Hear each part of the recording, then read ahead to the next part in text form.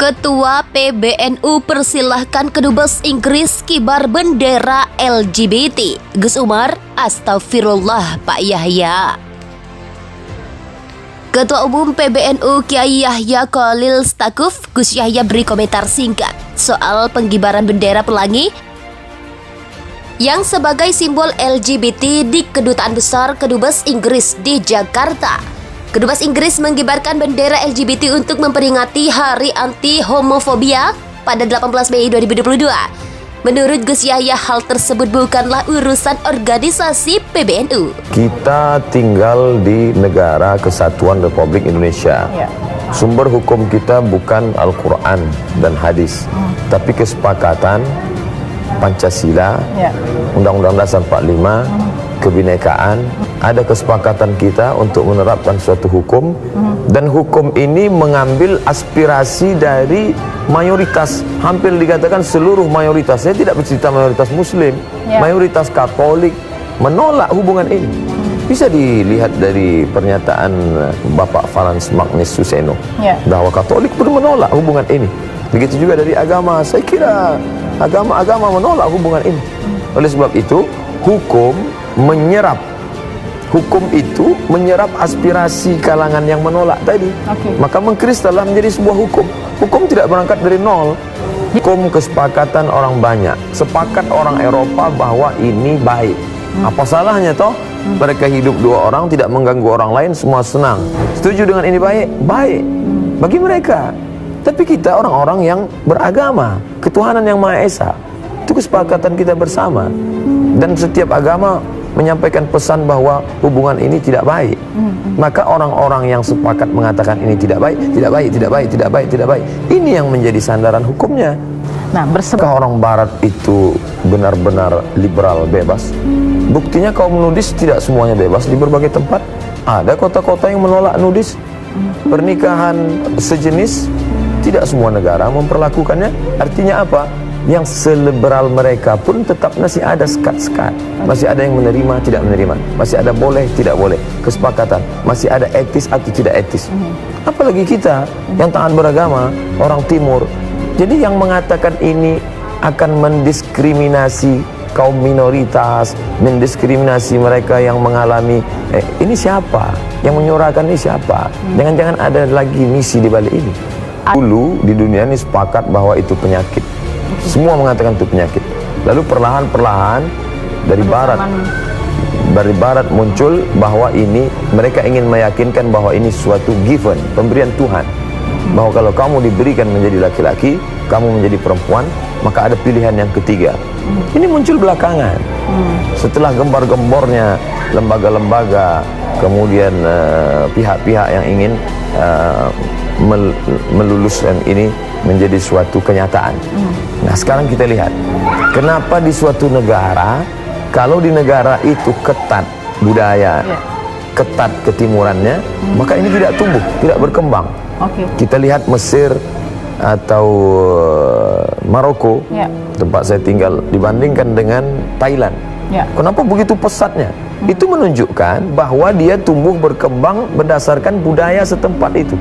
Kalau di daerah itu menyuburkan dia, dibuatkan Miss Universe-nya, pembiaran yang merajalela, diiklankan melalui, dia akan tumbuh pesat. Tapi bila keluarganya, oleh sebab itu maka ini penyakit yang harus disembuhkan. Maka Nabi, ajaran Islam, Nabi SAW. Jadi Pak Ustaz masih mengatakan itu penyakit? Ya, saya tidak mengatakan itu pemberian Tuhan.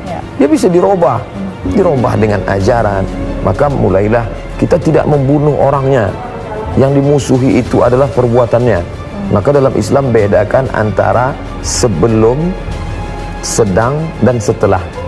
Langkah preventif sebelumnya apa? Makanya Nabi menyuruh mengasingkan ketika seorang laki-laki datang, laki-laki sehat tapi dia memakai inai. Sedangkan inai bagi masyarakat Arab saat itu hanya untuk perempuan saja. Maka kata Nabi, ini dia mesti diasingkan. Tempat pengasingannya itu disebut nama tempatnya Naqi. Sedangkan tempat kuburan Baqi. Sedangkan tempat pengasingan orang-orang yang kelihatan seperti ini Naqi. Tapi dia tidak dibunuh. Sedangkan ada hukum setelah terjadi. Man ra'aitumuhu ya'malu amala qaumi Lut. Kalau kamu melihat ada seorang melakukan perbuatan umat Nabi Lut, ini setelah terjadi. Berarti ada tindakan di sana, ada action. Sedangkan tadi hanya mulai ketertarikan. Kemudian ada laknat yang luar biasa. La'anallah, Allah melaknat ar-rijal, laki-laki, al-mutasyabbihin minar rijal bin nisa, laki-laki yang menyerupai perempuan, perempuan yang menyerupai laki-laki.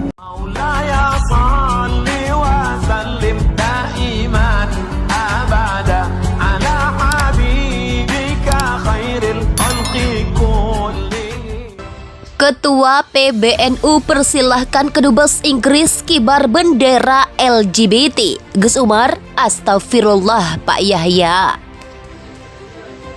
Ketua Umum PBNU Kiai Yahya Khalil Stakuf, Gus Yahya beri komentar singkat soal penggibaran bendera pelangi yang sebagai simbol LGBT di Kedutaan Besar Kedubes Inggris di Jakarta. Kedubes Inggris mengibarkan bendera LGBT untuk memperingati Hari Anti-Homofobia pada 18 Mei 2022. Menurut Gus Yahya, hal tersebut bukanlah urusan organisasi PBNU. Silakan urusan mereka, bukan urusan kita, ucap Gus Yahya usai mengisi sambutan Konbes NU 2022 di Jakarta pada Jumat 20 Mei 2022. Tokoh Nahdlatul Ulama NU Umar Hasibuan atau disapa Gus Umar mengomentari pernyataan Gus Yahya atas pengibaran bendera LGBT di Kedubes Inggris melalui akun Twitter pribadinya. Gus Umar mengaku terkejut dengan sikap Gus Yahya yang hanya membiarkan Kedubes Inggris untuk mengibarkan bendera LGBT.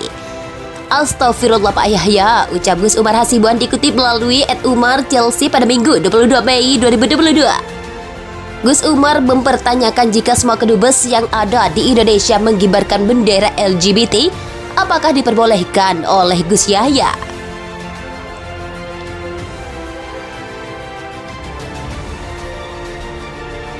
Sebelumnya, kantor Kedutaan Besar Inggris untuk Indonesia secara terang-terangan mengibarkan bendera LGBT guna memperingati Hari Melawan Homofobia, Bifobia, dan Transfobia.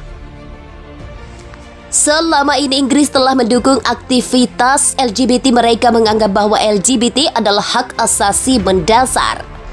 Hal tersebut menjadi polemik bagi masyarakat dan juga pihak Majelis Ulama Indonesia atau MUI karena LGBT sangat bertentangan di Indonesia. Ketua PP Muhammadiyah Anwar Abbas mengecam perbuatan tersebut. Kedubes Inggris dinilai